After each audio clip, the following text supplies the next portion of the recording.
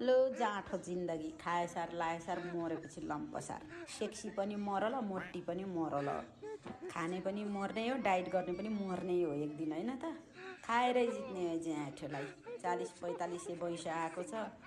टन्न खाइन्छ खाइलाग्दो ज्यान लिएर 2-4 जना ढालिन्छ जस्तो भएर हिँड्ने हो ज्याठो ए डाइट गरेर सेक्सी शरीर बढेर कता